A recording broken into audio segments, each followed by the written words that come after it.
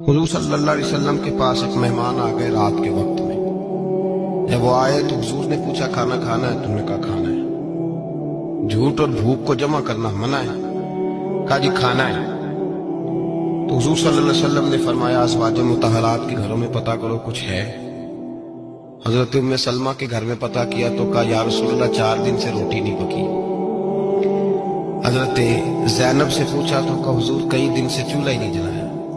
حضرت عائشہ صدیقہ، حضرت میمونہ، حضرت سودا، تمام گھروں سے بظاہر یہ دو جہاں کے شاہ ہیں، پر باز کچھ رکھتے نہیں۔ دو جہاں کی نعمتیں ہیں ان کے خالی ہاتھ میں، ہر چیز ہے پر فقر اختیاری ہے، کوئی شے نہ ملی۔ نبی پاک صلی اللہ علیہ وسلم نے مسجد میں اعلان کیا، فرمایا کون ہے جو میرے مہمان کو روٹی کھلائے؟ ان لفظوں کا غسل کوئی غسل والا ہی سمجھ سکتا ہے۔ فرمایا کون ہے جو میرے مہمان کو کھانا کھلائے؟ تو ایک صحابی لے گئے اور اٹھے وہ صحابی جو صحابہ میں غریب تھے، ایک انصاری جو غریب آدمی تھے، اگرچہ میرے محبوب کے غلاموں میں جو بڑے امیر تھے وہ بھی خرچ کرنے میں بڑے آگے تھے، حضرت عثمان غنی رضی اللہ تعالیٰ، حضرت عبد الرحمن ابن عوف، حضرت ابو بکر صدیق رضی اللہ۔ لیکن یہ غریب آدمی کا حضور میں لے جاؤں گا، میں لے کے جاؤں گا، یہ بخاری مسلم ہے۔ حضور نے فرمایا لے جاؤ۔ وہ اب صحابی گھر لے گئے اور بیوی سے مشورہ کیا، بات پہ غور کرنا، ہر چیز کی بھوک دیکھی جا سکتی ہے، بچوں کی نہیں دیکھی جا سکتی۔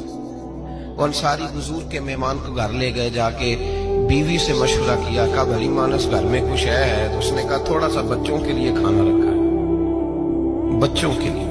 بچے تو بزدل کر دیتے ہیں، بچے تو آدمی کو بزدل کر دیتے ہیں، بچے تو مار دیتے ہیں، کلیجہ پھٹ جاتا ہے بچہ بھوکا ہو، نیند نہیں آتی۔ اب صحابی اپنی بیوی سے کیا کہتے ہیں؟ کہتے ہیں بچوں کو بہلا کے سلا دے، اور رسول اللہ کے لیے نہیں، رسول اللہ کے مہمان کے لیے، بھائی نبی پاک کے لیے نہیں، حضور کے تجھ سے در در سے سگ اور سگ سے ہے مجھ کو نسبت، میری گردن میں بھی ہے دور کا پٹکا تیرا، تجھ سے در در سے سگ سگ سے ہے مجھ کو نسبت۔ لمبی بات ہے، بچوں کو سلا دو۔ بی بی نے بچوں کو سلا دیا تو میاں بیوی کا مشورہ ہوا کہ مہمان کے ساتھ بیٹھ کے روٹی کھانا بھی سنت ہے۔ تو اب مہمان کے ساتھ بیٹھ کے کھانا بھی ہے تو کھانا ہے ایک دو آدمی کا۔ اب خاوند اپنی بیوی کو تیار کرتا ہے کہ میں بھی کھانے میں بیٹھ جاؤں گا، تو بھی بیٹھ جانا، اور جب مہمان کھانے میں ہاتھ ڈال لے تو اٹھنا، کہنا وہ ہو دیا تو صحیح کیا ہی نہیں، ابھی بجھ جائے گا، اور جا کے دیا بجھا دینا۔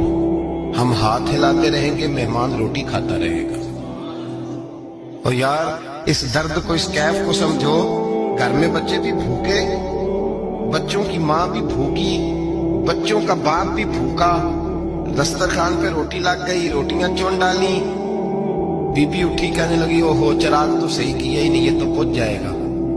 حوصلے مند بی بی جس نے بچے بھوکے سلا دیے، وہ بھوکے سوئے ہوئے بچوں کی بھوکی اماں اٹھی اور اپنے خامند کی تابے داری میں اٹھی، میں گڈی تے ہاتھ ڈور سجن دے، وہ جنج رکھے کونج رہنا ہے، اٹھی اور اس نے نہ دیا ٹھیک کرنے کے بہانے بجھا دیا۔ مہمان روٹی کھاتا رہا اور رسول اللہ کے نوکر قربانی دیتے رہے۔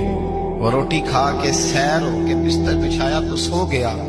یہ میاں بیوی ساری رات بچوں کی طرف دیکھتے رہے اور غور کرتے رہے اور راضی رہے کہ ہم نے حضور کا فریضہ نبھایا ہے۔ قربان جاؤں محبوب پہ، بے خبر ہو جو غلاموں سے، وہ آقا کیا ہے۔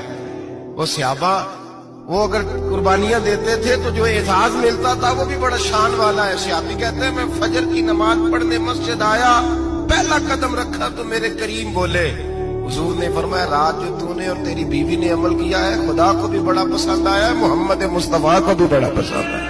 اور پھر ایک لفظ اور ہے حدیث میں، ایک روایت میں کچھ جملے اور بھی ہیں۔ حضور نے فرمایا جب تو اور تیری بیوی رات مہمان کے ساتھ احسان کر رہے تھے نا تو عرش کا مالک تمہیں مسکرا کے دیکھ رہا تھا، رب تمہیں دیکھ کے مسکرا رہا تھا، رب تمہیں دیکھ کے مسکرا، تر دامنی پہ شیخ ہماری نہ جائیے، ہم دامن نہ چھوڑ دیں تو فرشتے وضو کریں۔ پر میں وہ مسکرا رہا تھا کہ میرے بندے میرے رسول کی رضا کے لیے کیا کر رہے ہیں۔